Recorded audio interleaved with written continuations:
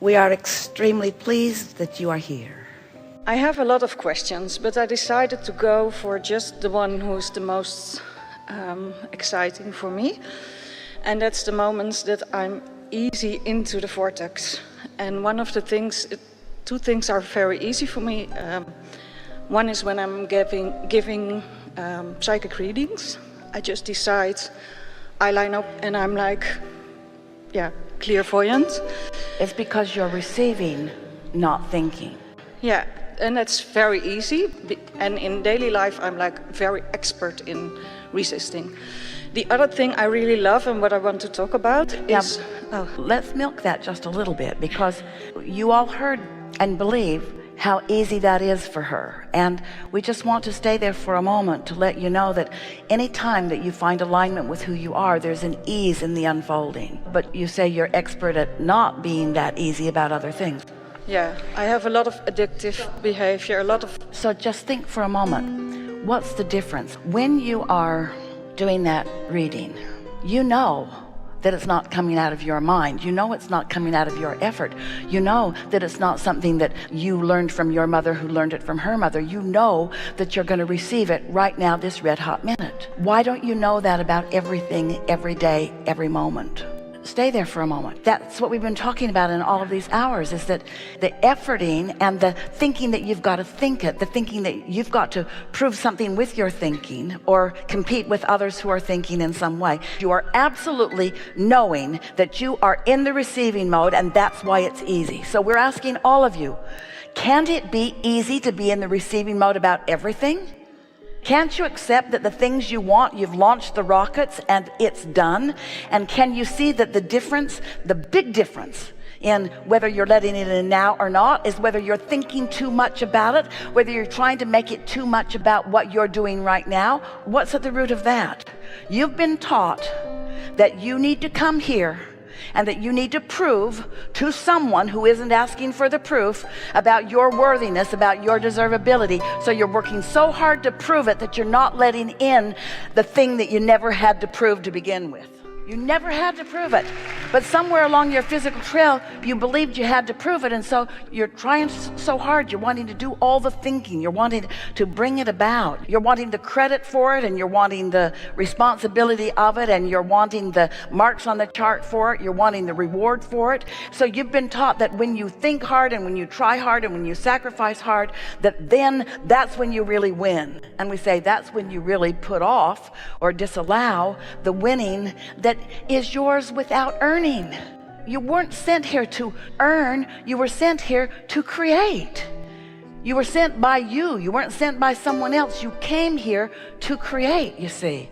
Oh, we really want you to hear that distinction. Did it? Do you know why it's easy for her to receive when she's giving a psychic reading? Because she knows it's not coming from her brain. She knows that it's not hers to do. She knows that it is hers to receive. And we want all of you to know that all of the things that you want are yours to receive, not yours to produce.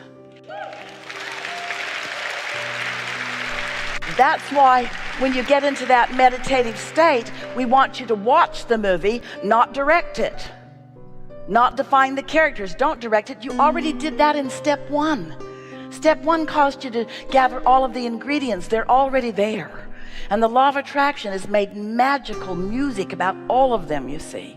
Now it's your job to do your own psychic readings. Now it's your job to get into that receiving mode, and you'll just get better and better and better and better and better at it. And it is easy. It's so easy to know what to do once you get the clues.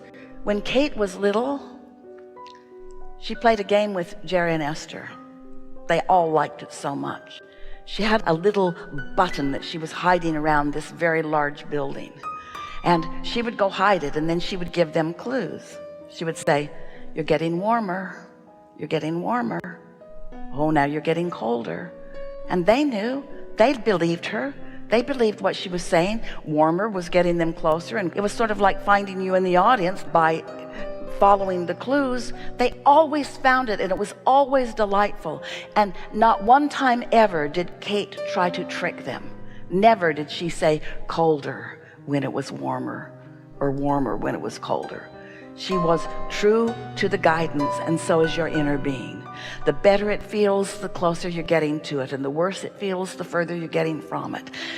That's not a difficult concept unless you've been taught that feeling good isn't, that feeling bad is good, that suffering just sucks. It's not necessary. It takes a little while to reorient yourself, doesn't it? Yeah, and especially it's like being two states of being. Like when I do the reading, it's very easy, and then I let go of it, just as a habit. Let go of the alignment, and I'm wondering why. It's because part of it is expectation. Here's the thing. When you tune into that source energy, it's such a powerful knowing. It is undeniable. It is undeniable. And when you're wobbling around, you know that feeling of indecision, isn't that uncomfortable?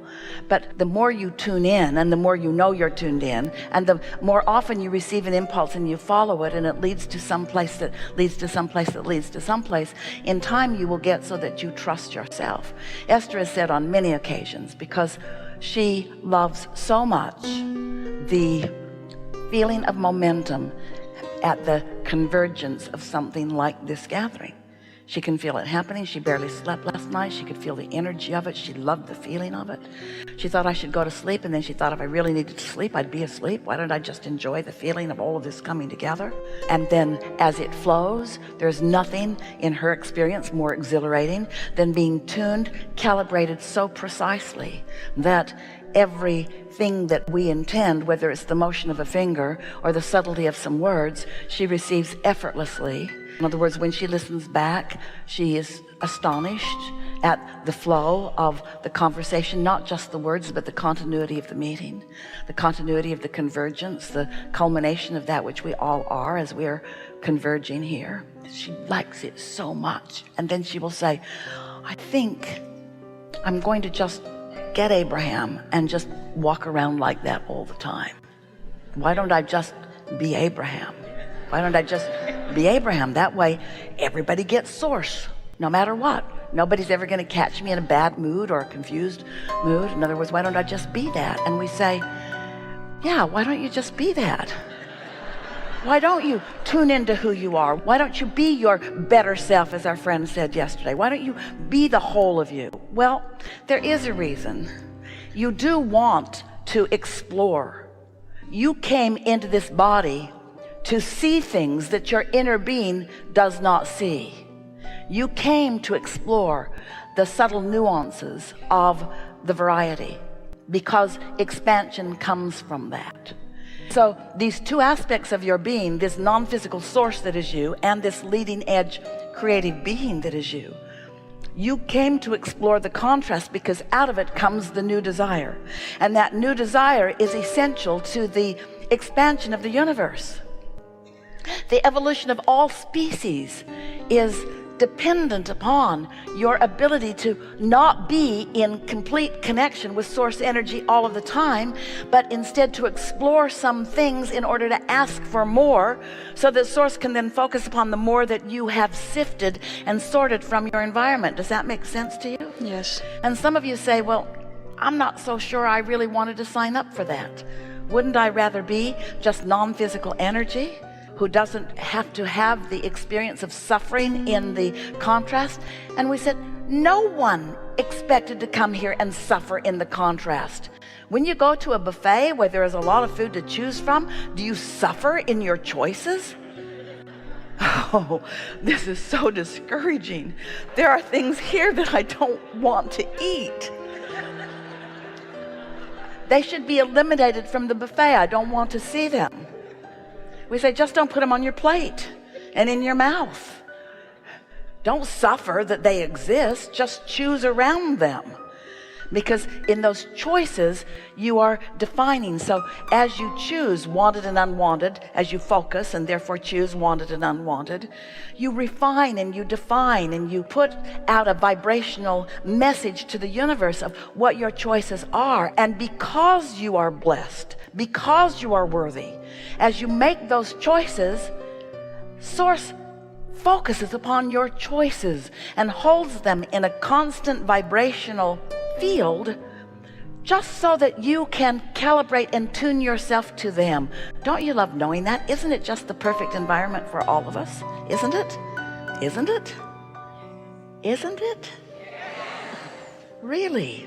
We don't think you understand the perfection of how this is all working, the details that you bring to the table, the things that you define and refine, the asking that you offer, which summons the focus.